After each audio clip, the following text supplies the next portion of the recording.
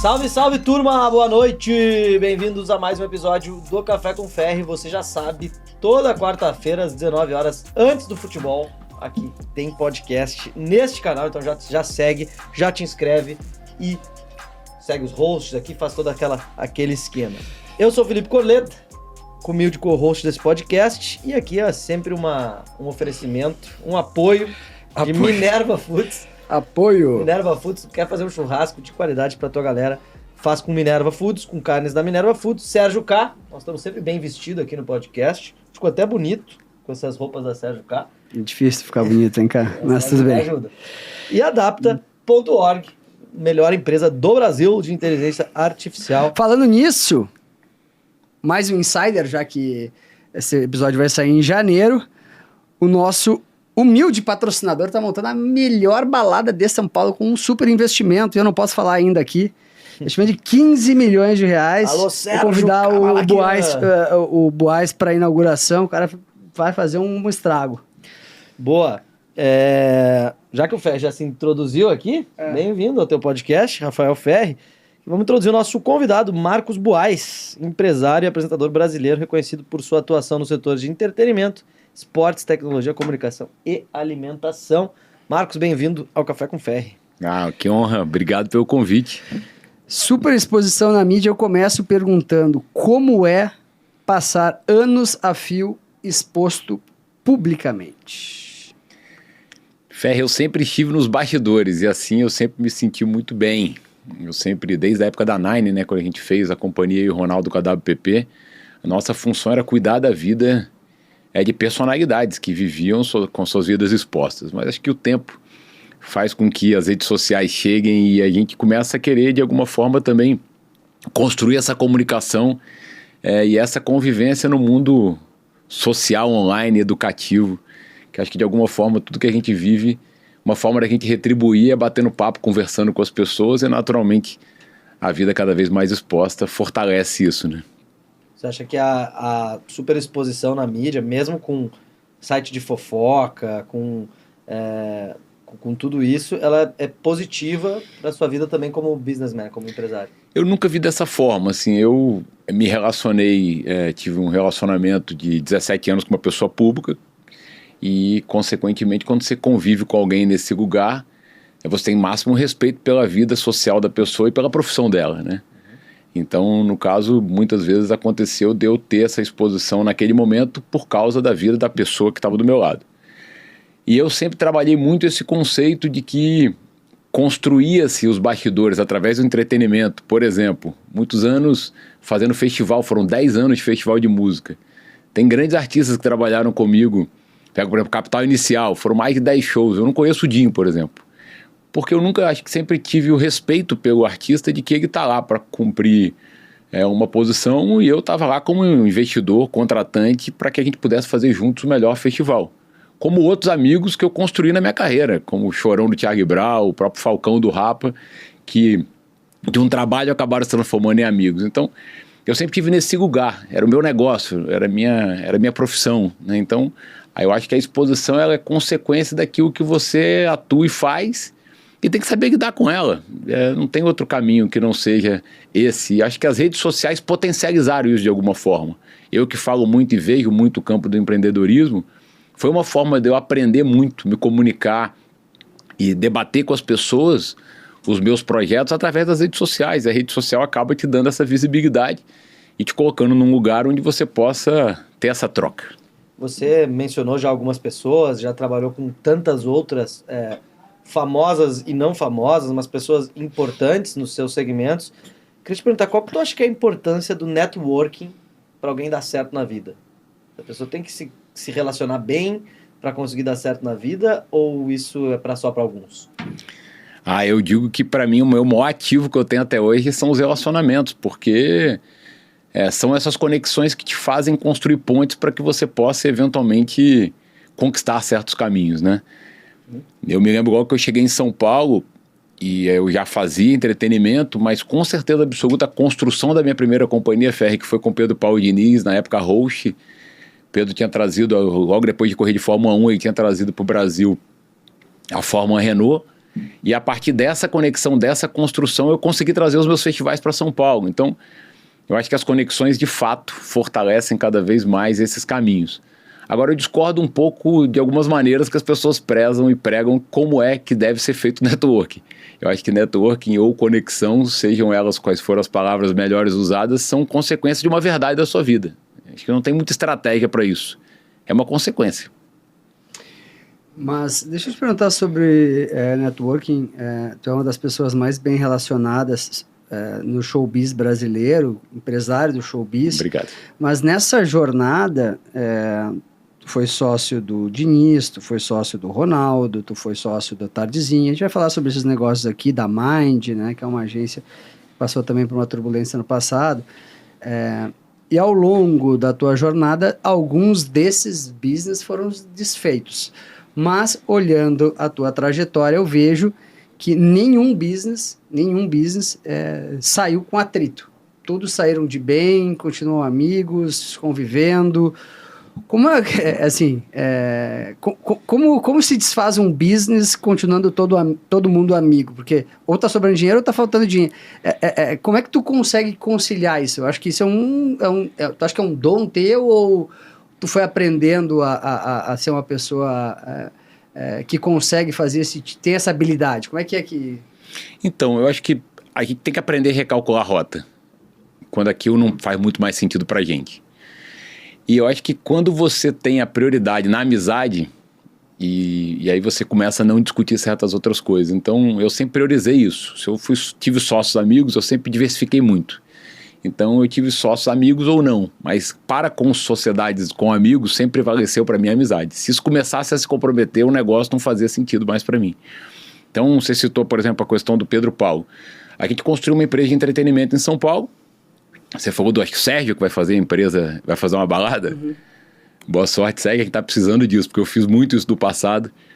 Não tem em São Paulo, né? Não tem mais. E vai ser muito bem-vindo. É um bar, restaurante que vai ter um afterzinho. Vai ser maravilhoso, porque eu vivi muito tempo esse negócio e ganhei dinheiro com isso. Soube fazer isso como? De forma onde eu acredito que são sociedades complementares. E na época com o Pedro a gente chegou a fazer a Lotus na época em São Paulo, depois eu fiz o Royal, fiz outras casas, mas sempre, na minha opinião, para que esse lugar fique sempre muito sagrado, que é a amizade, você tem que definir quais são as funções de cada um e a construção da meta e propósito em conjunto. Então, com o Pedro, a gente construiu uma história juntos no mercado de entretenimento. Quando o Pedro optou por fazer um outro negócio, ter um outro movimento de vida, aquilo passou a não fazer mais sentido. Então, desfizemos o negócio, vendemos parte do negócio. A Nine, por exemplo, com o Ronaldo, era uma empresa de esporte e entretenimento. Mas fez sucesso? Foi a maior empresa de marketing esportivo da América Latina. Tivemos um investimento do maior grupo de mídia do planeta. E por que a Nine acabou? Porque era uma empresa de esporte e entretenimento. E chegou algum momento que eu quis olhar só para o entretenimento, o Ronaldo quis olhar só para o esporte. Então prevaleceu o quê?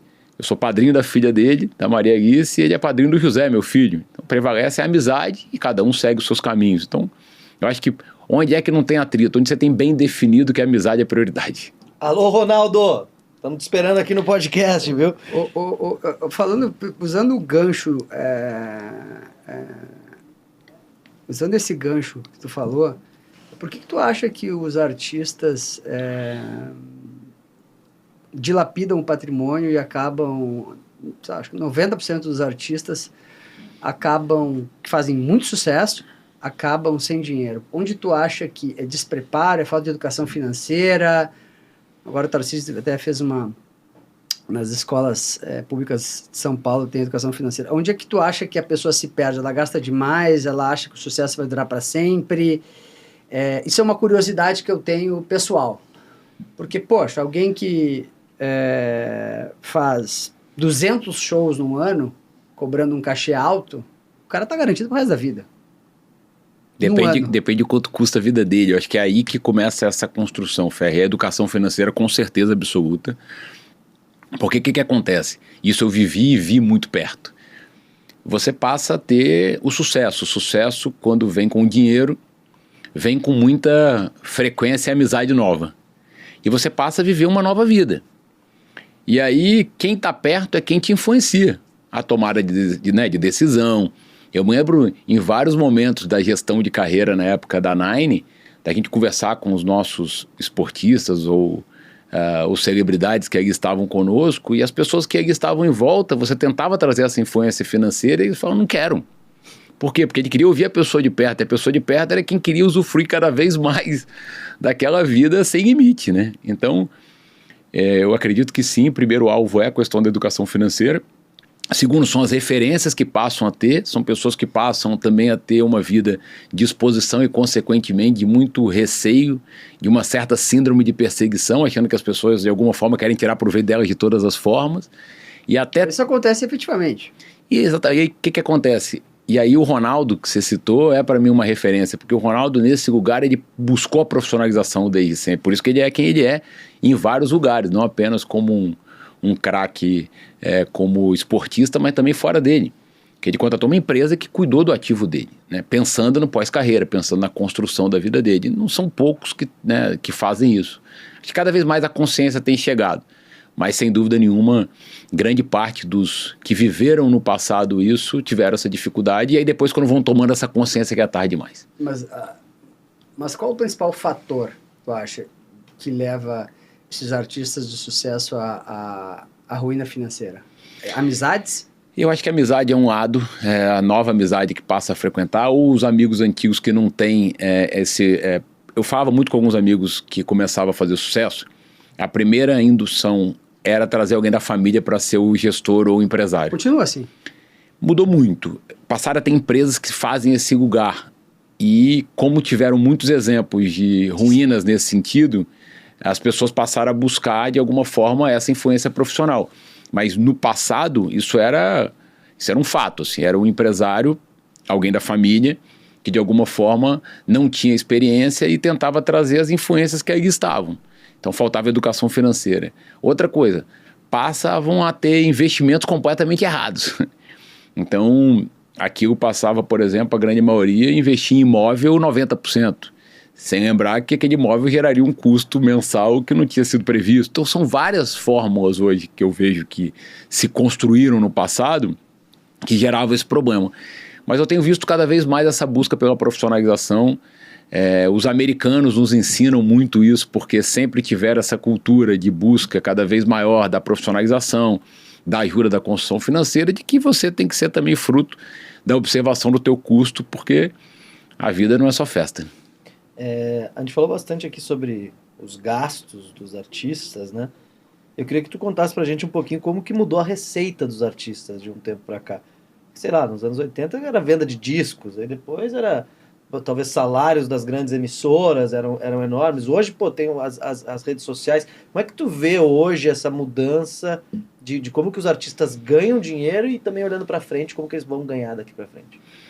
Então, a própria Nine que eu cito foi um aprendizado nesse lugar. Por quê? Porque eu me lembro do Anderson Silva, que era um atleta que trabalhava com a gente, o Anderson vivendo o melhor momento da carreira dele. E a gente tinha uma receita como? Através da roupa que o Anderson usava na luta. E o Anderson passou a ter vitória consecutiva, a gente botou um limite, um valor e um preço específico de venda, e aquilo passou a ser sold out. E começou a ter um negócio chamado Twitter, que as marcas começaram a nos procurar querendo comprar aquele comentário, aquela informação que o Anderson usava antes de ir para a luta, porque começou a pautar a mídia tradicional. Então o Anderson diz, olha, estou indo para o MGM lutar com um atleta tal, tomando esse energético. E aquilo começou a passar na mídia tradicional. A gente falou, poxa, tem um negócio acontecendo aqui, tem uma movimentação que faz sentido. Então por que a gente não cria uma empresa que além, como é que a Nine era remunerada? 20% sobre a venda da imagem daquele artista. E por que a gente não cria uma empresa que vai começar a fomentar a venda dessas notícias, a venda desse post, entendendo que cada rede social era uma mídia, naquele momento então era só o Twitter, e a gente começar a ter outra fonte de renda. E a gente criou uma empresa na época chamada Spark, que começou a ter essa força. O que eu quero te responder? Sim, passaram a não ter algumas rendas fixas, mas passaram a ter outras possíveis, de que quem faz com qualidade o seu conteúdo, quem faz com qualidade a sua entrega de talento nas suas novas mídias, tem hoje uma possibilidade de ganhar muito mais dinheiro do que ganhou em algum momento. Então você pega, por exemplo, o artista televisivo que tem hoje uma opção de oportunidade com streaming. Você pega, por exemplo, os atletas que passaram a ter também essa possibilidade, além da performance, além do contrato com o time ou com o clube, também ter as redes sociais como uma forma de construção e de entrega de receita. A Rebeca Andrade, por exemplo, né? Começa a ter uma outra oportunidade, começa a ter outras possibilidades. Essa digitalização toda tirou um pouco do foco do mundo físico, dos eventos, da participação, assim. Hoje está tudo no digital, a receita dos artistas? Não, eu acho que tem essa complementariedade. Agora, cada vez mais as pessoas têm também desejado que isso seja feito de forma profissional. Então, começa a ter uma competição de como se entrega também esse tipo de situação, né? Mas eu sempre digo que no final, na minha opinião, na minha humilde opinião, tem que ser verdadeiro. Seja as conexões, seja as entregas que você se envolve nas redes sociais. Se você não faz aquilo com verdade, as pessoas não percebem aquilo como verdade, eu acho que a construção tem um caminho e um fim muito próximo. Você não consegue enganar por muito tempo. Eu tenho uma pergunta que eu queria até fazer para uma pessoa do showbiz, eu não sei se tu tem conhecimento sobre isso. Os artistas da música, eles vão vendendo partes da sua carreira, né? Então, o cara quando chega no sucesso, ele tem tipo 23% da carreira. É um negócio que as pessoas não imaginam, né? Então, pega... Vou citar um exemplo aqui que não é o exemplo qualquer, mas é Neto e Cristiano. Então, o cara... tal empresário tem 15%, tal assessor de imprensa tem 7%, o outro tem 10%, e vai todo mundo faturando, chegou no final, o cara estourou. Quando ele estourou, ele tem um contrato de 10 anos e ele tem 23% da carreira. Acho que eu até falei, eu não vou falar aqui que eu estava falando com um cantor famoso, ele falou, não, mas tal pessoa só tem 27% da carreira. Tu sabe como é que funciona isso? Isso é um negócio que as pessoas não imaginam. Mas mudou muito, né? Porque como é que era um movimento no início da carreira desses grandes artistas? Tinha eles, a maioria, 80% e o empresário 20%. Então eles se uniam, cada um tinha a sua entrega dentro daquela sociedade, e 80% com 20%, maioria com minoria. O que começou a acontecer com o movimento... Vamos trazer aí muito forte para o sertanejo nos últimos 10 anos. Sertanejo. Os empresários começaram a investir na carreira. Então, aquele do 80-20, vamos tentar juntos esse investimento. Que vinha por gravadora, que vinha por alguns caminhos, mas se mantinham 80-20. Quando se vem com um empresário que investe 100% de largada, ele diz, olha, eu quero 50% da tua carreira. E eu vou garantir aqui um investimento de algo em torno... desses grandes que viraram grandes, algo em torno de 5 milhões. 5 pau. Então eu vou investir 5 milhões, mas quero 50% da tua carreira. Se der errado, eu perdi 5 milhões. Eu perdi 5 milhões. Se der certo, eu ganho 100. Se der certo, vamos ganhar proporcionalmente ao valor que eu investi, que normalmente... Por X anos. Por X anos. Mas como funciona isso? O show, vou dizer o show da Ana Castela, dá 500 mil. O cara tem 50%, ele ganha 50% do lucro ou do faturamento? É a maioria do lucro. Então cria-se aquele artista vira uma empresa. E aquela empresa se tem um investimento de capital inicial feito unicamente por um lado, e o artista entra com o talento dele, enfim, atuando, cantando, etc. E aí depois que aquilo vira um grande sucesso, você tem essa proporção de 50%. Já existiram outras negociações, 60-40, 70-30. Cada um por si construiu algum tipo de movimento, mas não se via no passado o empresário ser maior do que o artista. Mas, né? mas é por um tempo determinado isso ou... A maioria que eu vi não, era uma definição que se vinha, mas o risco também é 100% do empresário, quer dizer, eu também posso botar os meus... Mas tem uma cláusula de rescisão, de alguma forma. É porque... O Gustavo Lima, eu me lembro que ele rescindiu um contrato e entregou absolutamente todo o patrimônio dele, 10 anos atrás, se não me engano. Sim. O avião, o helicóptero, a casa... todo o dinheiro no banco, tudo. Ele falou, voltei para zero. Isso não faz muito tempo. Não. Fazem, sei lá, 7, 8 anos. Ele saiu de um patrimônio, sei lá, pagou 100 milhões, 200 para o empresário, não sei quanto, mas foi um absurdo. Sim. E ele comprou, ele reverteu esse contrato, né? E aí ele veio com esse boteco aí que fatura 15 milhões cada... É porque é muito difícil, né, Ferri? O talento... Tem muito talento no Brasil musical, né?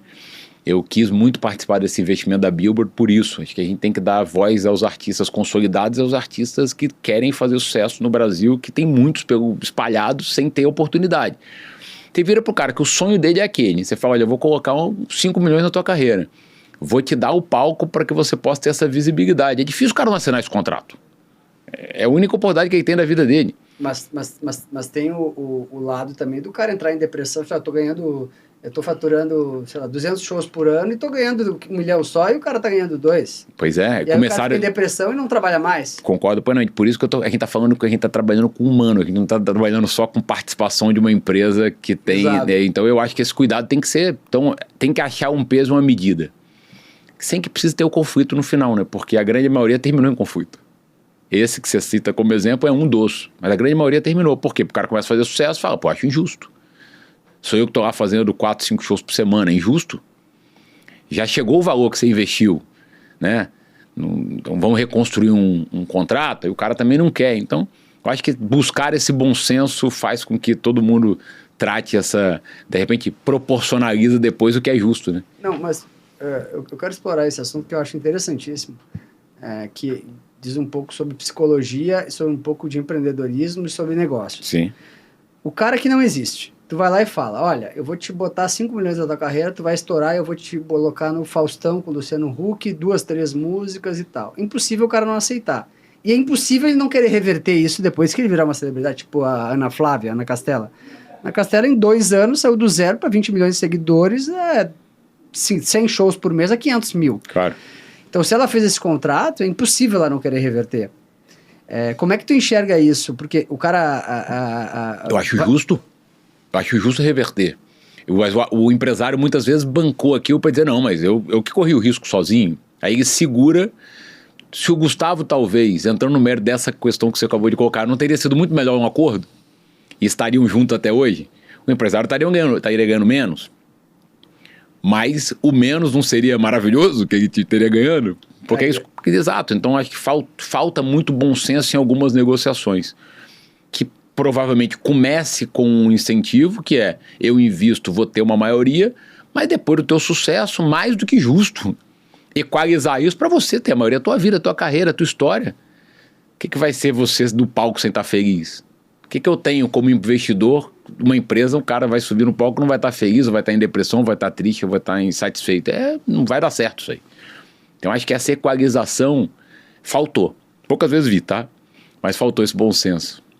Faltou. Aí tem uma ideia de negócio, hein? Quem resolve esse tipo de conflito. Eu queria que tu falasse um pouco sobre sucessão.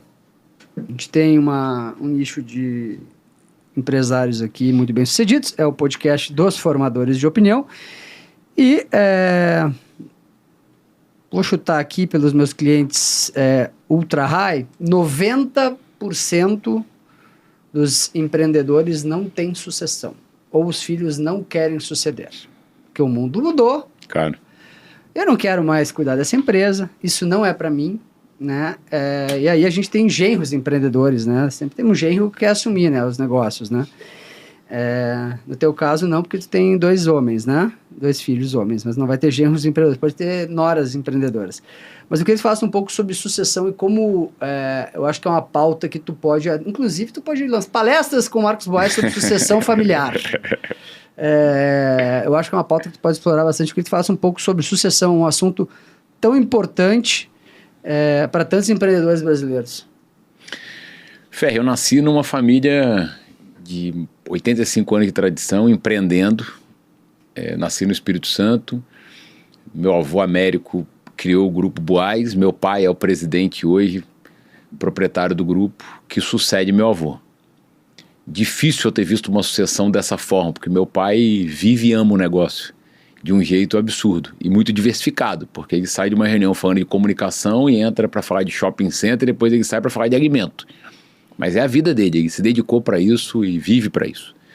Eu lá atrás, ainda com meus 18 anos, olhando para aquilo tudo, eu via que eu queria muito que prevalecesse da minha vida a construção do meu projeto de vida que passava muito por um outro lugar. Eu poderia estar lá no grupo da família construindo alguma coisa por ser tão diversificado? Sim, mas o meu desejo naquele momento foi dar alguns passos para trás para poder construir a minha própria história. Respeitando sempre a tradição, tendo uma baita alegria de ter né, nascido numa família como essa, mas eu queria muito construir minha própria história. E para isso, meu pai sabiamente falou, olha, se você quer construir a tua própria história, você tem a oportunidade de estar aqui dentro. E aqui dentro você vai ter meu apoio restrito. Você vai passar por todas as áreas, a gente vai identificar qual área que faz sentido para você. Mas como você não quer, você tem que financiar teus próprios sonhos. Então, vai para a sua vida, constrói a tua vida. E foi o que eu fiz. Então, o caminho que eu escolhi não foi um caminho fácil. Mas se eu pudesse rever 200 vezes a minha decisão, eu tomaria a mesma. Porque eu fui para o mercado para construir a minha própria história, para poder aprender e hoje voltar como conselheiro e contribuir da melhor forma possível, tendo vivido experiências, muitas derrotas profissionais, algumas vitórias, mas para poder contribuir com o Grupo Boás de uma forma profissional. O que eu acho que é muito difícil hoje é que a maioria dos herdeiros, eles sonham a partir do sonho do pai ou do avô, através do que eles imaginam que eles vão ter como herança. Eu te confesso aqui com muita verdade, eu jamais construí meu fluxo de caixa, meu planejamento estratégico de vida, imaginando que um dia eu pudesse ter uma herança X ou Y, porque isso é uma loucura. Então eu sempre tive o meu lugar baseado nas questões e coisas que eu optei por fazer da minha vida. Então, poder hoje ter a relação que eu tenho com meu pai, seja ela empresarial ou pessoal, é de muita alegria. Por quê? Porque a gente conversa uma troca de experiência que ele não teve, por um lado, porque ele nunca saiu de lá. Ele é um dos maiores empreendedores que eu já vi, mas ele optou por regional, por construir, dar andamento ao projeto da família, e eu fiz o contrário. Então a gente troca muita experiência, é muito saudável. Mas aí o que você fez? Decidiu que não ia trabalhar na empresa? Você foi trabalhar para alguém, para um terceiro? Já criou um próprio negócio com o dinheiro que você já tinha? Como é que foi assim essa conversa? Ó, não vou entrar na empresa. O que você fez imediatamente? Olha, foi uma ousadia, porque eu topei o primeiro ato, que foi o quê? Eu queria muito, estudando, queria ter experiência profissional de trabalho, eu queria muito unir a questão da teoria com a prática. E aí meu pai falou, olha, vamos fazer o seguinte, vamos fazer um plano de estágio no grupo. E nesse plano de estágio, eu passei primeiro pela holding e depois fui para a área de comunicação. Como é o método de trabalho da gestão do grupo? Como são muitas diversificações, começava uma reunião de comitê de gestão às segundas-feiras na área de comunicação. O que era isso? Meu pai reunia o diretor e os gerentes das áreas da área de comunicação. A gente tinha produtora, rádio e televisão. E eu percebi nessa reunião, e eu ali como estagiário, remunerado como estagiário, eu percebi que ninguém olhava para a rádio. A rádio era o patinho feio, televisão todo mundo falava, em televisão, rádio ninguém falava. E qual foi o acordo que ele fez? Você vai passar por todas as áreas, mas você não pode ter uma função sólida em nenhuma delas. Por quê? Porque o medo dele era que eu quisesse parar de estudar. Então foi tudo bem. Só que já no primeiro ato eu percebi que o gerente da rádio estava saindo, a gente era um afiliado Transamérica, que era uma rádio de São Paulo, e aí eu falei, puxa, deixa eu assumir essa posição para poder conseguir de alguma forma ajudar aqui, contribuir. E eu percebi, ele permitiu, porque ninguém olhava para o negócio, a gente era o último lugar do público jovem, e eu comecei a perceber que tinham duas variáveis importantes. Uma era a forma de se comunicar regional. O capixaba tinha uma conexão muito mais com o Rio do que com São Paulo. Então, por que a gente não regionaliza a nossa comunicação? Então, a gente precisava trazer ali horários regionais para trazer uma comunicação regional. O outro lado, como é que a gente construiria uma relação com o mercado de entretenimento? Porque a mídia de rádio é barata. Como é que era a forma de você ter uma remuneração? Trazendo os eventos regionais para poder investir na rádio. Então, o que eu fiz? Eu peguei o calhau de mídia. Mídia você não guarda, né? Então, você não guarda numa saga e vende no outro dia. Então, eu peguei aquele calhau de mídia e comecei a entrar de sociedade com os eventos regionais. Qual é a dor do cara do entretenimento? Eu sei porque fiz muito. É você ter o capital inicial para você investir no artista e na mídia. Eu ia lá pro cara e falava, olha só, eu invisto no teu projeto, me dá 20% da tua bilheteria e eu coloco isso em mídia, vou bombar teu evento. O cara dava. E aquilo fez com que eu aumentasse 200% do faturamento. E aí eu comecei a investir no talento humano para quem trazer o regional. Abri 4 horários regionais e a gente começou 6 meses depois, a gente era o número 1 do público jovem. Então eu falei, puxa, tem um caminho. Eu falei, pai, se a gente aumentou em 200% o resultado da empresa através da relação com o entretenimento, com 20% das bilheterias, se a gente abrir uma empresa de entretenimento sócia da rádio, a gente fica com 100% da receita. Falando, entretenimento para mim, na época eu não chamava nem de entretenimento, chamava de evento. Isso é coisa de risco, coisa de quem não quer ter o que fazer, isso é coisa de, enfim. Festa, não quero saber disso. Falei, tá bom. E aí, Numa dessas, Não indo deixa pro de ser, estádio... né? Pois é, mas o que acontece? Depois que eu fiz a empresa, tive uma venda importante, na época, puxa, consegui vender para um fundo internacional as casas noturnas e os eventos por 70 milhões de reais. Foi uma venda super importante. E por que Ferri? Porque eu sou diferente? Porque o outro? Não, porque a gente tratava a noite como dia. Era uma empresa sólida, com profissionais que eu trouxe um mercado de imóveis, outro mercado de shopping center, outras pessoas que trabalhavam um negócio com informação, com tudo isso. Então, eu defendi pro meu pai, eu falei, vamos criar a empresa? Ele falou, não acredito. Eu falei, então, numa ida dessa quem conhece o Espírito Santo e Vitória Especial, tem a Praça do Papa, onde o Papa João Paulo II foi rezar uma missa, e lá virou uma praça quase que abandonada. E eu passava por aí, eu falei, poxa, eu queria fazer um evento aqui. Numa madrugada eu desenhei esse projeto, eu tinha um capital muito pequeno por causa do estágio, tinha 5 mil reais talvez à época. O dinheiro que eu investi para fazer o quê? Uma apresentação bem feita do evento. Eu desenhei um projeto chamado Vitória Pop Rock. Eu via essa movimentação de que não era só show, as pessoas queriam viver a experiência eu criei 12 horas de música, na época 8 bandas, 5 nacionais, 3 regionais, enfim. E fui buscar investimento. Ninguém acreditava, foi a minha primeira startup. Chegava pro cara e falava, cara, meu amigo, quanto é o teu pão de equipe? 10 mil ingressos. Eu falei, não, você tá louco. Não existe. Roberto Carlos é o rei da música brasileira, é capixaba. O recorde público dele era 8 mil pagantes, não fecha essa conta. Eu falei, mas não é um show, é uma experiência e tal, enfim. Um empreendedor ousado, depois da 10ª reunião, acreditou em mim, Magalhães, falou, cara, acredito no teu projeto, vou investir com você. E aí me deu essa independência financeira. Por quê? Porque o evento deu 28 mil pagantes, eu ganhei um dinheiro significativo. E aí eu comecei a ter a possibilidade de investir nos meus projetos. Primeiro era o meu projeto de vida, eu queria solidificar a coisa da educação. Meu sonho era estudar na Fundação Getúlio Vargas. Eu fui para o Rio de Janeiro investir nos meus estudos e no paralelo eu fazia esse evento que era uma vez por ano para poder financiar a minha vida. E assim eu saí do Espírito Santo. E aí eu consegui construir esse investimento no que eu fiz e nas coisas que eu construí. Fala sobre... tu fez um investimento no maior evento de música de samba do Brasil, que hoje... Eu não tenho noção quanto fatura, mas o que eu sei é que quando tu chegou aqui, o nosso diretor de vendas falou, pede um ingresso pro Tardezinha, porque esgotou em 5 minutos, eu não consegui comprar. E tu investiu no Tardezinha, que hoje, sei lá, o tamanho que é, eu sei que tu era sócio, eu acho que não é mais sócio, eu queria que tu falasse um pouco da construção desse... agora tem esses eventos, né? Tem, o Gustavo Lima tem um, o Thiaguinho tem outro, a Ludmilla tem outro, são eventos que estão faturando 300 milhões por ano, eu não tenho noção do tamanho, mas virou um grande negócio, um negócio lucrativo, né? Que com 30 shows vende tudo em 2 horas. É um negócio maluco, para vender 30 shows no Brasil em 2 horas, é louco, né?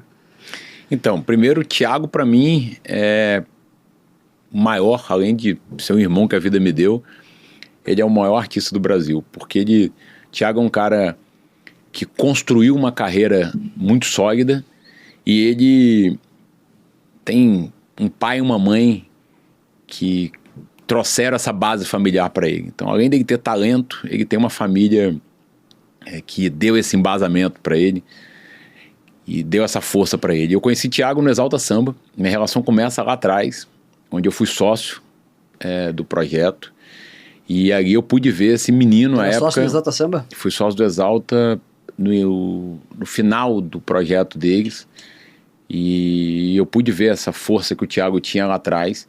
E o projeto da Tardezinha, na verdade, é um projeto criado por Rafael Zuu e Thiago, uma construção de uma sociedade complementar muito bem feita, e estão dando aula para os eventos internacionais, né? Eles criaram um projeto super bem sucedido, que eu acho que buscou e fortaleceu uma tendência que eu acredito cada vez mais para os projetos, que são projetos de dia, né? É um projeto de tarde que 11 horas da noite você está em casa, então você se diverte aí de 5 às 10 horas da noite, às vezes até um pouco mais, porque o Thiago faz um show longo. Então é um projeto de sucesso que eu acho que deu a força para outros virem, né? Depois você vê a consolidação do próprio Gustavo com o Boteco, você pega a Ludmilla, enfim. Isso mostra o quanto lá atrás acreditar no entretenimento fez sentido para mim, porque eu fiz o projeto do Vitória Pop Rock, depois a gente itinerou isso para os pops do Brasil, depois eu criei um festival aqui em São Paulo chamado Escuta, que a gente fez por 2 anos, que era super legal porque eram 2 palcos, A gente fez uma pesquisa, percebeu, Ferri, que era uma demanda que é mais chato de um festival de música? É a troca de palco. Por melhor que você faça, você tem aí um delay de 30 minutos, 40 minutos. Então a gente fez logo 2 palcos. Então você tinha o Henrique e Juliano cantando num palco, e terminava de cantar, entrava o Gustavo no outro palco, saiu o Gustavo, entrava o Wesley, na época entrava a Marília, enfim. Você tinha uma passagem de bastão sem ter troca de palco, isso foi muito bacana. Então mostra o quanto o entretenimento passou a ser de fato uma coisa séria, né? Além de formar opinião, virou um grande resultado para as marcas que investem, que era um desafio que eu tinha na época muito grande. As marcas tinham muita dificuldade de entender como fazer comunicação nesse mercado, e você percebe também que se tem hoje uma força estrutural de exportação, inclusive. A própria Tardezinha foi para Portugal, foi para Miami e outros lugares. Você tem alguma política para com os artistas que você faz negócio com relação ao ativismo político deles? Se eles se posicionam politicamente, se não, isso muda alguma coisa para o empresário? Para mim não, eu acho que cada um tem que acreditar no que de fato deseja para sua vida, mas desde que aquilo não influencie o negócio que a gente está construindo, né? A opinião de cada um tem que ser respeitada, mas cada um que faça aí a sua construção pessoal e não se deixe misturar. Eu sempre tive esse lugar para mim, assim, acho que você só pode desejar do outro, né, a construção de alguma coisa que você preza para você mesmo, que é o quê? As minhas crenças, as minhas vontades pessoais, elas não podem ser misturadas com o que se deseja para o próprio negócio. Eu queria falar sobre, tu é sócio da maior agência de influenciadores do Brasil, né? E essa agência, sei lá, eu não tenho noção do tamanho da quantidade de artistas, mas é muito grande. E ano passado passou por uma polêmica enorme, né? Que foi a Mind. E, cara, foi um famoso vendaval, né? Aquela quando dá um cancelamento, famoso cancelamento, né? E vocês passaram, né, por essa... Né, todo mundo que passa por uma tempestade, né, no mar, passaram vivos, né? A Mind continua fazendo sucesso. Eu queria que tu falasse um pouco sobre o que faz a Mind e como é difícil tu agenciar 500 pessoas. Obviamente, alguém vai fazer alguma merda, com certeza absoluta, em algum momento, né? É impossível, né? Tu controlar. Tu tem né? Eu me lembro de um empresário, jogador de futebol, que era empresário lá no Sul. Ele falou, cara, depois que o cara bateu o carro às 2 da manhã e eu tive que socorrer ele com 2 mortes, eu desisti. O cara falou, porque não dá, os caras são, é impossível controlar. Ele tinha 4, 5 atletas só, né? E imagina tu ter 500 influenciadores postando, né, e contratados pela tua agência de influenciadores. Eu queria que tu falasse um pouco sobre isso, como é essa relação e como é essa empresa. Gerenciar o risco. E gerenciar o risco disso tudo, que isso assim, na minha visão, olhando de fora, é uma bomba relógio. Né? Até tem uma pegadinha que é boa, que tem uns soldados, né, estão tipo numa... vão para uma luta armada na selva e tal, e eles têm uns macacos, né, brincando com eles, e um deles pega uma metralhadora e dá para um macaco. Aí o cara, de repente, o macaco começa a atirar em todo mundo e todo mundo sai correndo, né? Tipo assim, basicamente numa guerra é um macaco com uma metralhadora. O cara fica atirando em todo mundo, tu não sabe de onde vem o tiro. Então, na minha opinião, uma agência com 500 influenciadores, tudo pode acontecer. Eu queria como é que se gerencia o risco de um negócio dessa forma? Então, primeiro, importante falar o que eu defini como estrutura de investimento nos últimos 5 anos, né? Eu sempre fui gestor da grande maioria dos negócios que eu investia. De 5 anos para cá, a minha definição foi ao contrário. Eu sou investidor de projetos que eu estou na parte estratégica, eu estou no conselho. Então, da tua pergunta com relação à Mind é a maior empresa de agenciamento, mídia social do Brasil. E essa tese fazia muito sentido porque eu acredito. Por quê? Porque a estrutura dela é muito bem gerida pela Fátima, pelo Carlos, e a estrutura dela, ela tem uma força muito grande de construção de projetos. Eu acho que além da gestão das carreiras, tem construção de projetos para as marcas, que é o que solidifica e cada vez mais se fortalece. Então, investir no segmento, eu comecei, como eu disse lá atrás, com a Nine, investi na Spark, depois eu vendi minha participação, e essa construção que a gente está fazendo com a Mind é um projeto que cada vez mais se consolida pensando no Brasil e no mercado mundial. A gente começa a conversar hoje com agências do mundo inteiro que reconhecem esse trabalho que a Mind faz no Brasil.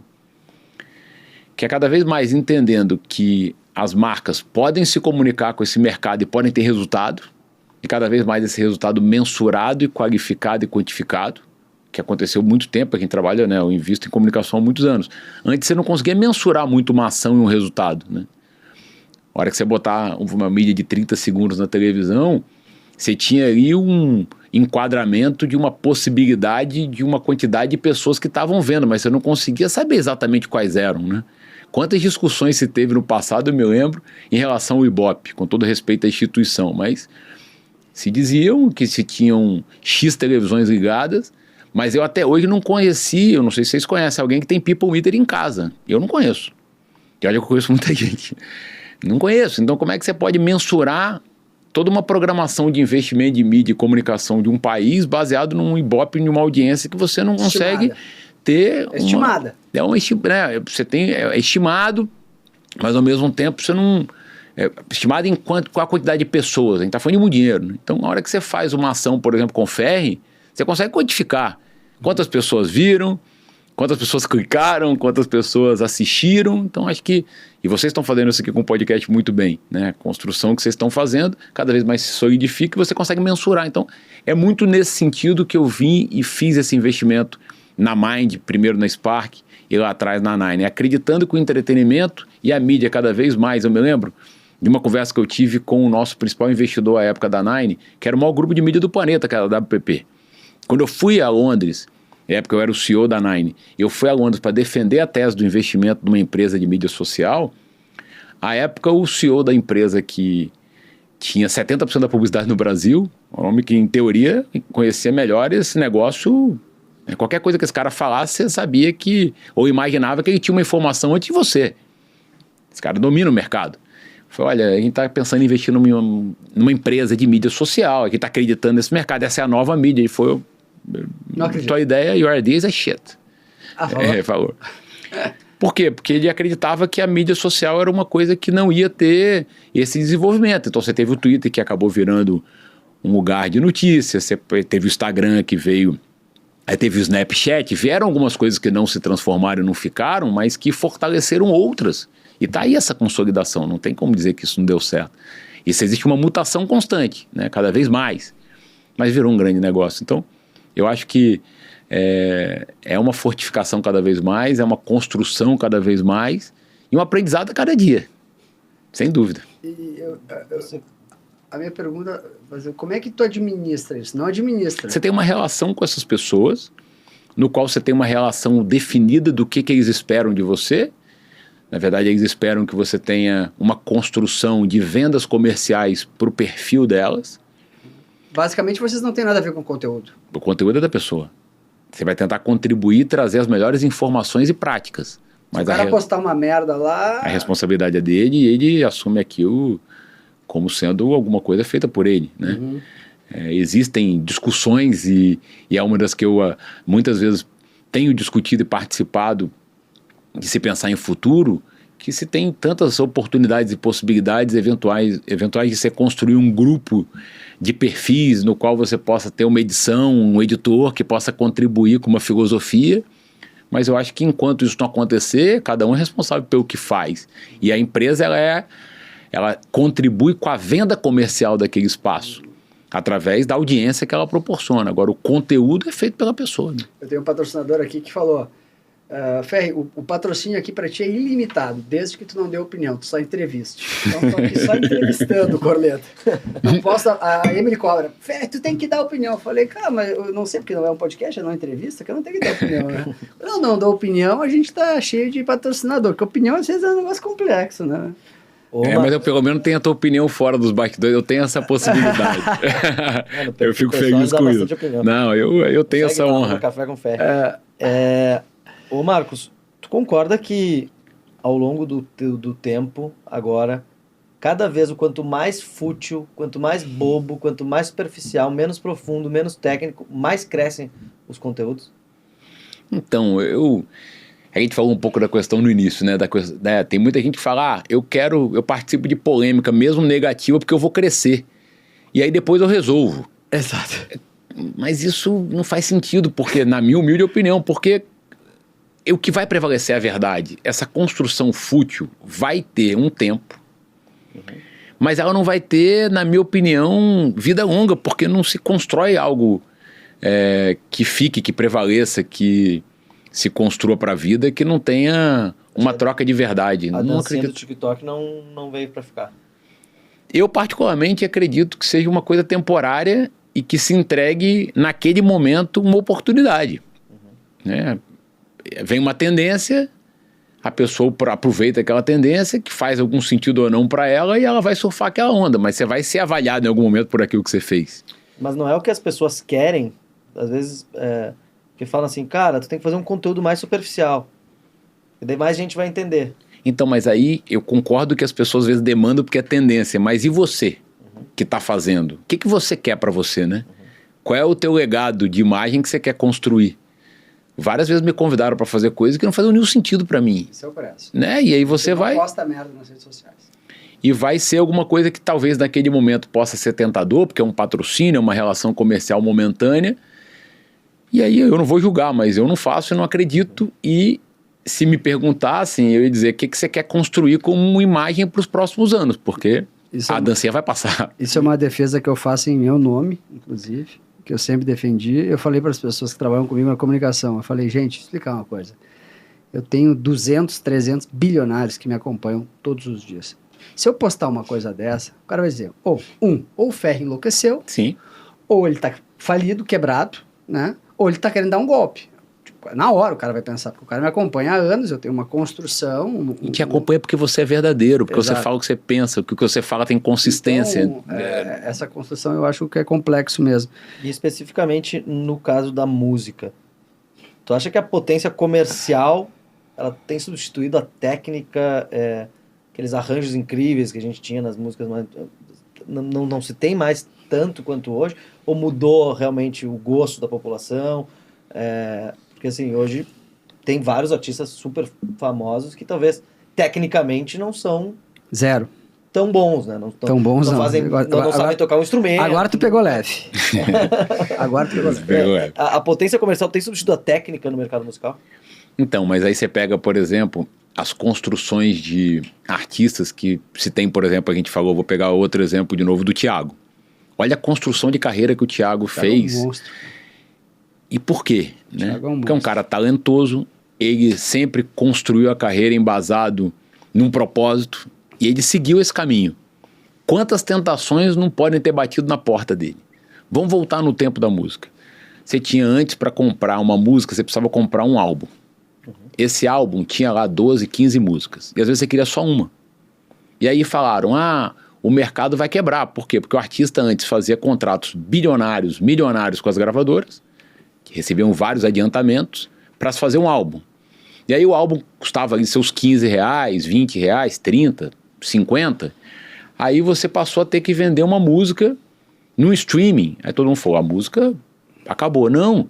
O artista começou a ganhar mais dinheiro. Por quê? Porque quanto mais streaming, mais show. Mudou a fonte de receita. O show virou a grande fonte de receita do... Virou a grande fonte de receita. Mas, de novo, você tem que fazer um show que as pessoas tenham vontade de ir, né? Que você tenha vontade de construir e acompanhar uma carreira de sucesso. Vão surgir, inclusive no nosso meio empresarial, várias pessoas aventureiras. A gente vê isso acontecer todo dia. Pessoas que vendem soluções imediatas e que você vai ficar rico de um dia para o outro. E tem algumas pessoas que ficam mesmo, né?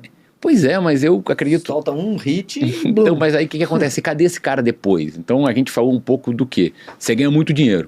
Aí você começa a estruturar, porque para você fazer o show você precisa investir. Para você investir você precisa ter resultado. Então você ganha o dinheiro com uma música e começa a ir para a estrada fazer show.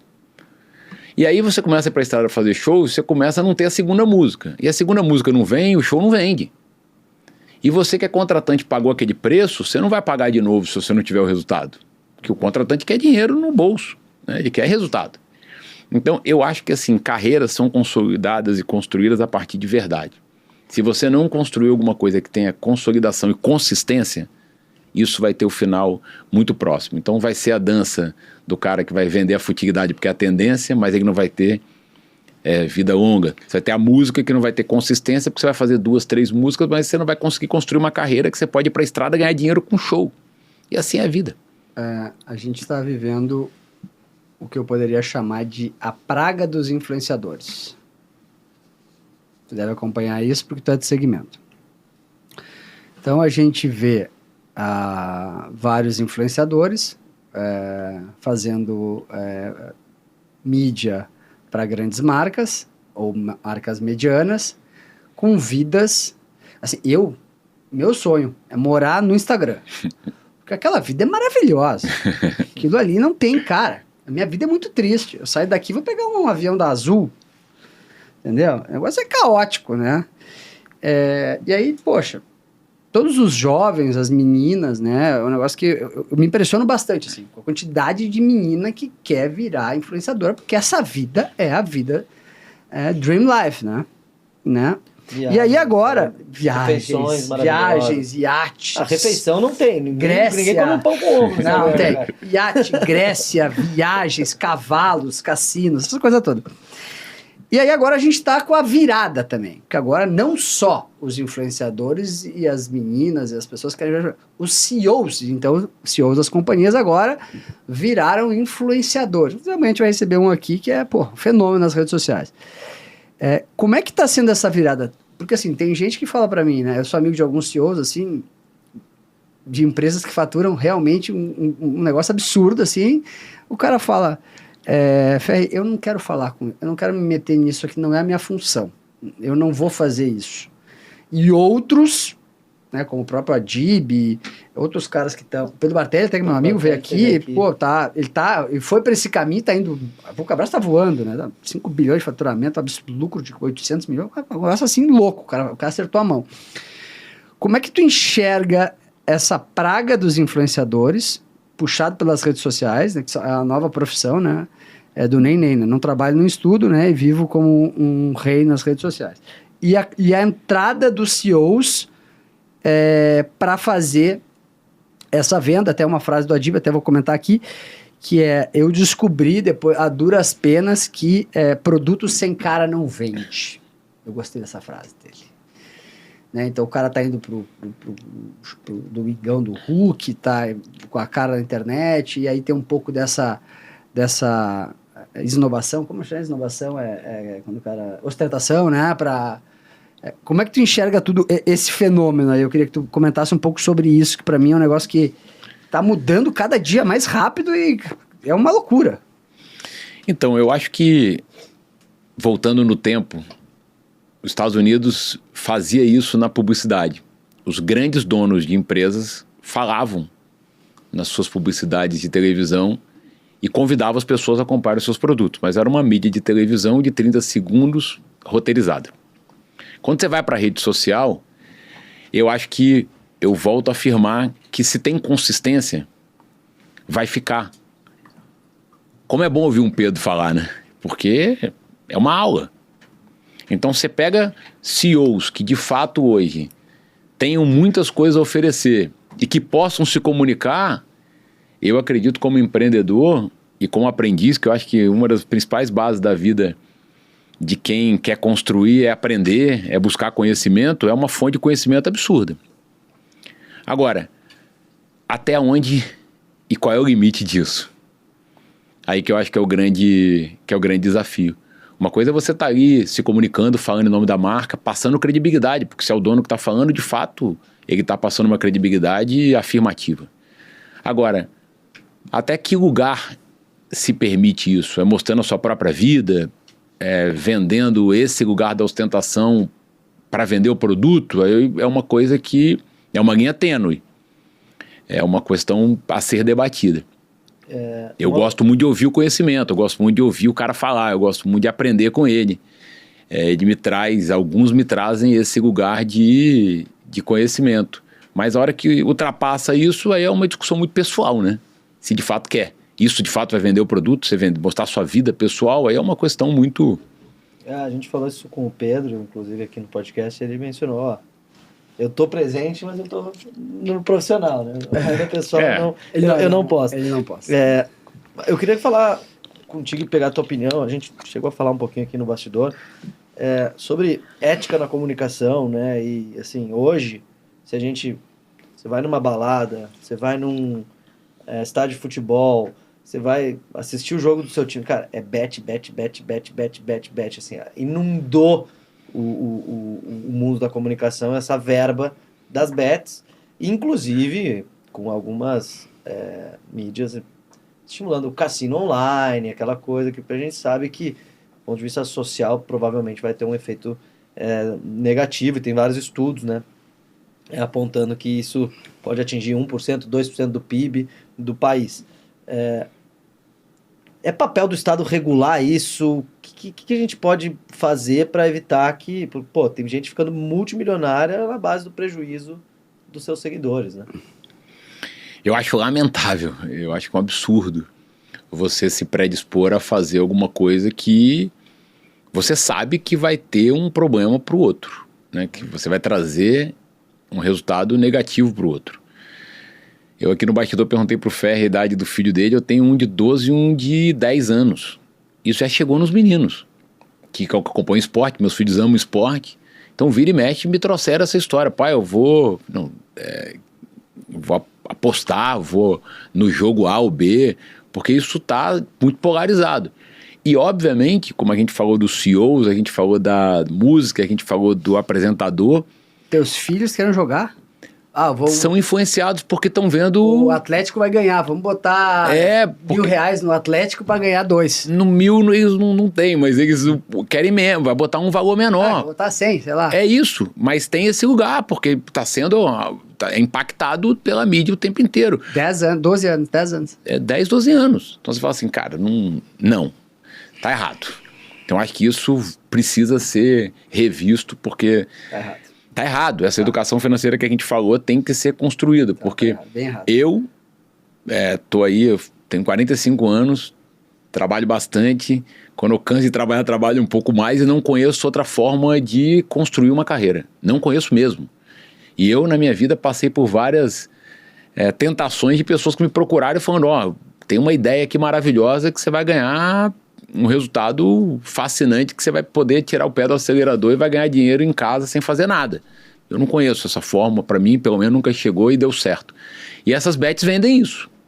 Então eu acho que as pessoas têm que ter mais responsabilidade.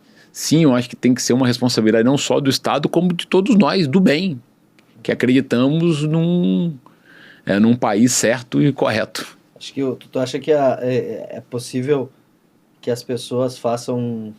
Os próprios influenciadores ou as pessoas do bem, como você colocou, façam uma contra-ataque? Não aposte, uma comunicação... Não, acho que cada vez mais você legislar isso de forma correta, informar isso de forma coerente e correta, passar por uma peneira e ver quem fica e quem sai.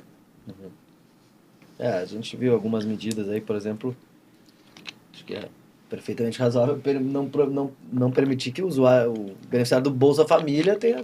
Isso é um absurdo. Mas aí a tentação do cara que está aí ganhando pouco dinheiro achando que vai ficar multimilionário. É desespero. Não é uma questão nem racional, é desespero, né? A criança, o jovem, começa a ter aquilo como sendo parte do dia a dia da vida dele, né? A gente não tinha isso no nosso passado, né? Qual negócio tu montaria hoje se tu começasse do zero, boys? Ferro, eu tô olhando muito pro mercado de saúde. Sem dinheiro. Sem ser rico. Sem ser rico. Tu vai começar do zero hoje, a galera tá assistindo aqui, o cara tá em casa, fudido, ferrado, precisando ter uma ideia, porque assim, o empreendedor é aquele dorme e acorda pensando na maneira de ganhar dinheiro. Te digo que a Emily é assim. A Emily, quando ela abre o olhinho, assim, ela já tá pensando, né? Esse é o brasileiro, o empreendedor, né? Esses 20 milhões de brasileiros, né? Que são 14 milhões de aposentados. 200 milhões de brasileiros. Calma, 14 milhões de aposentados, 13 milhões de funcionários públicos, 54 milhões no Bolsa Família. São 68, 81 milhões de pessoas dependem do Estado. 100 milhões de pessoas ativas, cerca de 18 a 20 milhões de empreendedores pagam a conta de 200 milhões de pessoas. Para essas pessoas que querem empreender, que negócio tu faria hoje? Que negócio que o Buais faria hoje? Vou montar um negócio que eu acho que pode escalar, né? O cara dorme e acorda. Até eu penso, né? Que negócio que eu posso montar que pode dar certo? Um podcast. Tá cheio de ideia, né? Puxa, eu tenho ideia pra cacete. Eu vou montar um podcast. Olha que ideia idiota. Que negócio que o Marcos Buais montaria hoje? Então, eu foquei muito no segmento de tecnologia e entretenimento. Isso eu consolido cada vez mais. Mas o que eu tenho visto muito, e eu quero cada vez olhar para propósito e que faça sentido para mim, porque, de novo, eu só empreendi e empreenderei com coisas que realmente fazem parte do que eu acredito, fazem parte da minha vida. Cada vez mais eu olho para a saúde como sendo uma coisa imprescindível. Eu brinco que eu acordo tendo a primeira reunião do dia comigo mesmo. Eu pratico minha atividade física, depois eu vou cuidar de mim, da minha vida, dos meus filhos, do meu trabalho, do meu negócio. Eu tenho visto cada vez mais as pessoas podendo comer melhor, com mais saudabilidade e buscando um preço justo para isso. Acho que cada vez que foi discutido isso, eu tenho visto e discutido com muita gente nos Estados Unidos sobre esse mercado, e você vê os Whole Foods da vida consolidando essa estrutura, os restaurantes, as barrinhas de cereais, as barrinhas de proteína, né, os shakes prontos. Você vê que esse mercado se consolidou muito forte nos últimos tempos, mas ainda é muito alto, um custo alto. Não é qualquer pessoa que tem 15, 20 reais para comprar. Porque tá caro. Tá caro. Ainda é caro, né? Então, eu tenho estudado muito isso e discutido muito isso, e talvez seja o meu próximo passo. Fala para mim, quais são as 3 características que tu acha que uma pessoa tem que ter no DNA ou tem que buscar aprender para ter sucesso no empreendedorismo? Muito trabalho, muita resiliência e humildade. E eu queria que tu falasse um pouco, alguém que vive no showbiz, que se interage com essa turma toda, que eu acho que é uma das coisas mais difíceis de administrar, eu sempre pergunto aqui no podcast, que é sobre o ego. Como controla o ego? Como controlar o ego? É difícil. É uma tentação diária, mas eu acredito que... É difícil, mas eu acredito Esse é difícil mesmo. Eu acredito que seja o maior inimigo de quem quer consolidar e construir alguma coisa solidificada e de verdade, porque a tentação ela existe o tempo inteiro. Os falsos amigos, eles te induzem a isso, então eu sempre busquei, nos últimos tempos, me cercar de pessoas que de fato falam a verdade para mim, né? E é o que eu acho que as pessoas devem buscar, porque às vezes as pessoas que só falam o que você quer ouvir te levam para um caminho irreversível. Quando você acorda, já foi, né? Então, esse é o desafio de quem faz sucesso em qualquer área. Fala um pouco sobre a tua rotina. Você falou que faz exercício de manhã, mas assim, o que você faz todos os dias? O que você faz todas as semanas? O que você faz todos os anos? Assim, que você, isso aqui é parte da minha rotina e é fundamental para que eu consiga atingir meus objetivos. Eu embasei sempre minha vida em saúde, conhecimento e fé. Eu sempre tive esse lugar para mim assim como norte. Saúde porque se você não tem saúde, você não tem nada. E como é que você, sem cuidar de você, cuidando da sua saúde, você pode cuidar do outro ou do teu negócio? Então, a busca pela consolidação da minha saúde é a minha prioridade sempre na minha vida. Então, a prática de atividade física faz parte disso.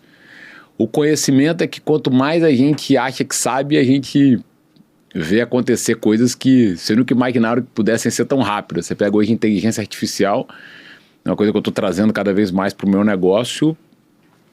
É impressionante se você souber usar bem feito. E a fé, porque no momento de dificuldade, seja lá qual for, a sua crença, ela vai ser importante para você se manter firme e ter resiliência no momento de dificuldade. Porque várias vezes, quantas vezes nós não passamos por dificuldade, seja na vida pessoal ou profissional, e você pensou em desistir? Acho que todos nós, né?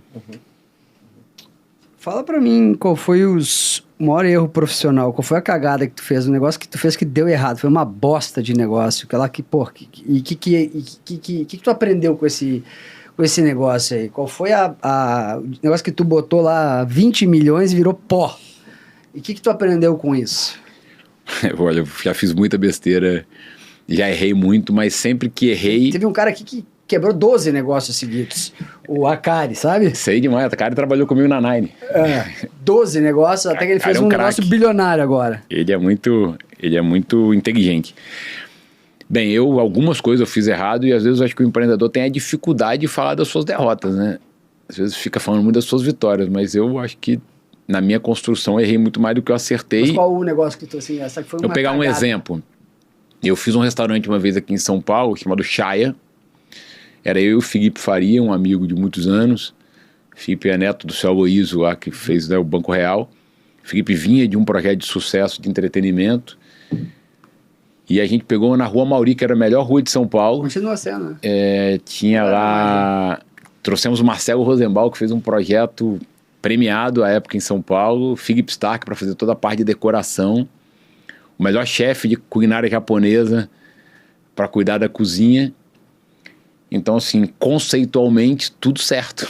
Mas, né, a rua certa, o investimento nas pessoas certas, mas que o que faltou para nós dar certo ali naquele negócio foi trazer o modelo Nobu, que o principal asset, que era o nosso Sushi Man, como sócio do negócio.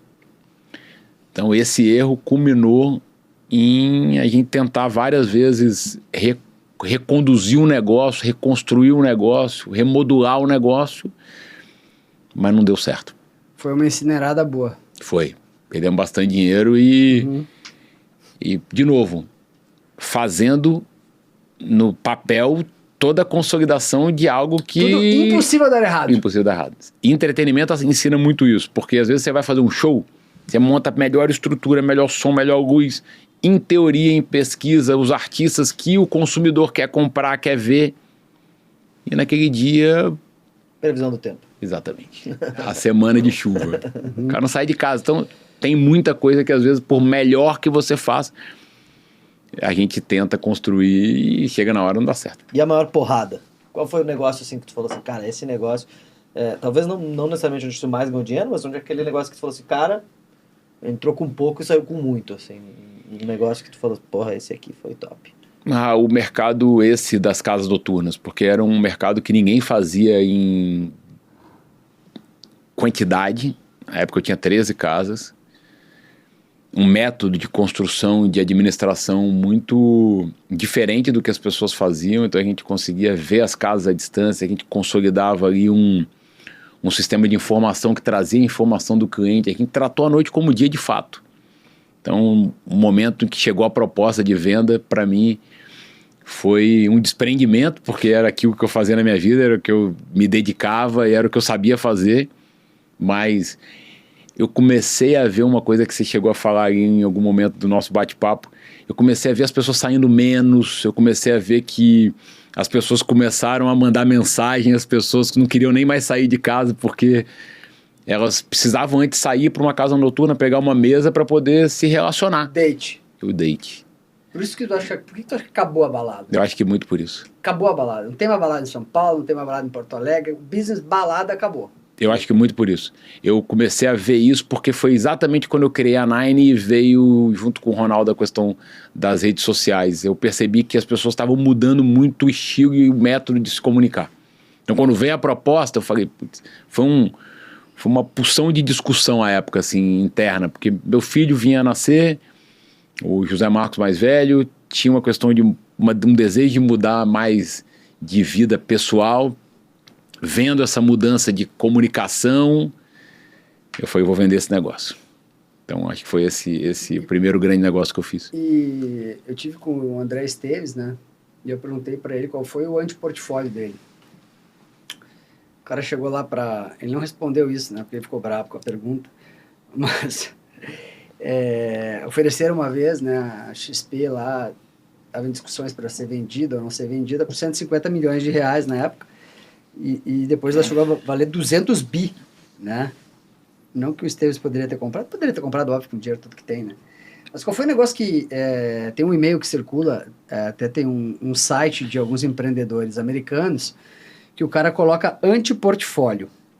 Anti-portfólio, até dá um Google depois, anti-portfólio. O cara recebeu um e-mail oferecendo uma startup de aluguéis de quartos na casa dos outros.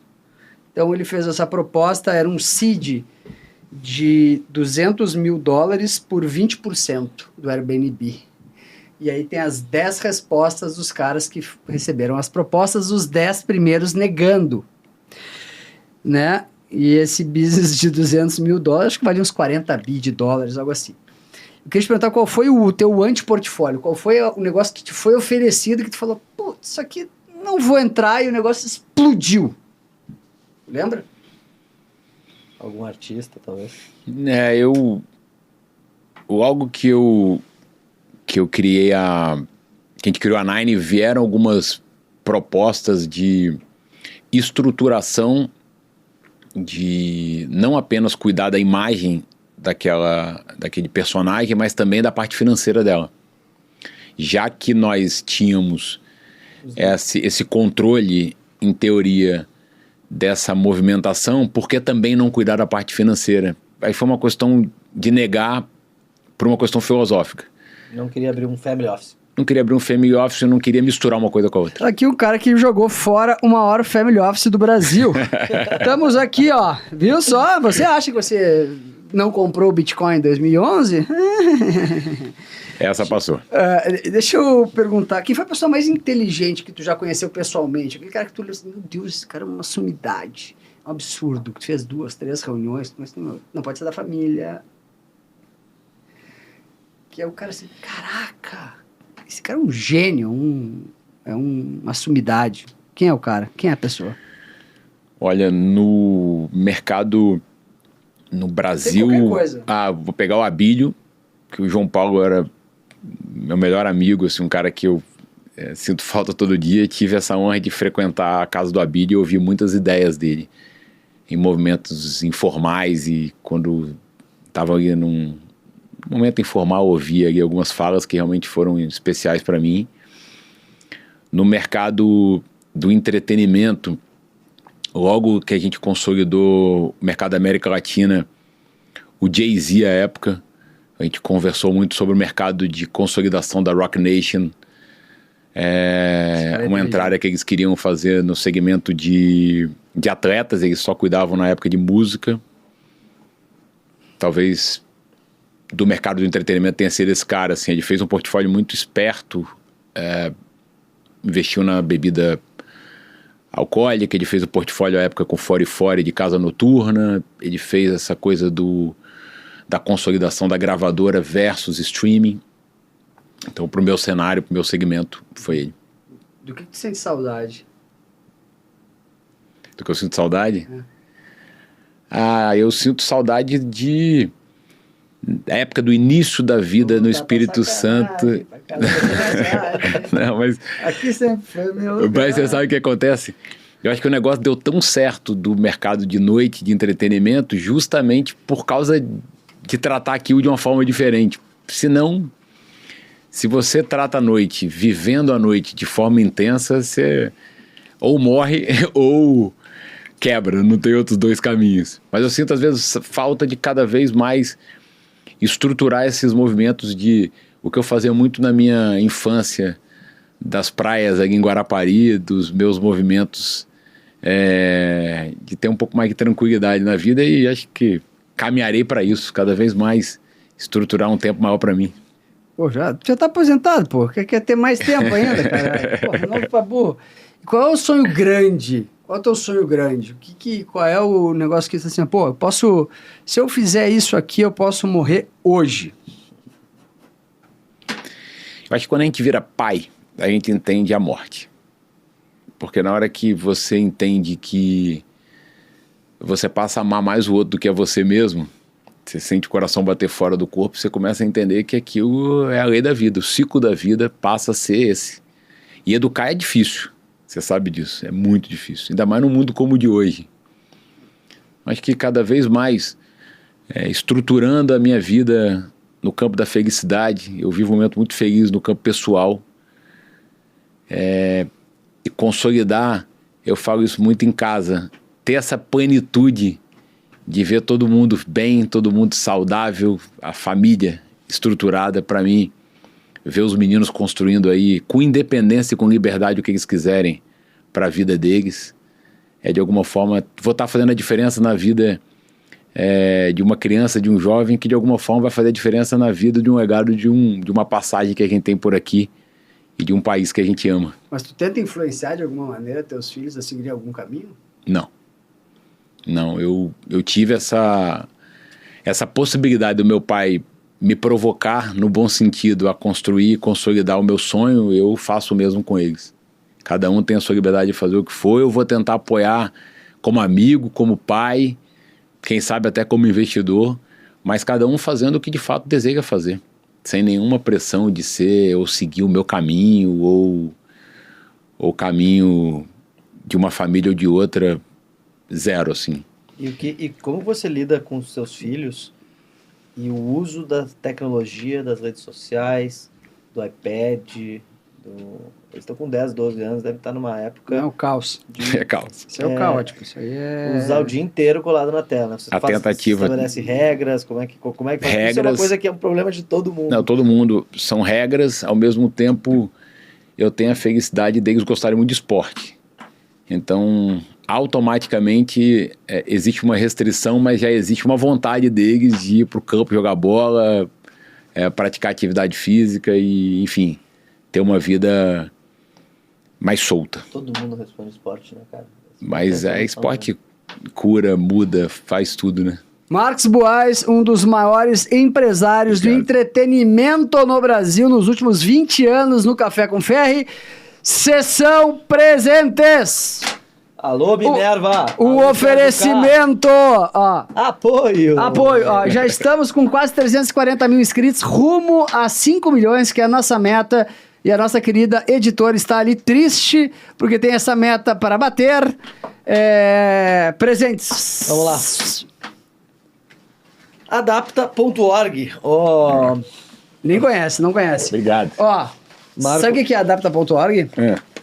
Uns meninos empreendedores criaram uma empresa que reúne todos os modelos de inteligência artificial num lugar só com todos os cursos. Por apenas 12 vezes R$99, né? 12 vezes R$100. 12 vezes R$100. Incrível. Cara, é brilhante, tem que entrar. São 70 mil assinantes, uma empresa bilionária em um ano. Hoje ainda. Os caras absurdo. Tem cursos de como usar o ChatGPT, como usar para marketing, como usar para... Um abraço pro Max, eu já ofereci investimento, ele deu risada.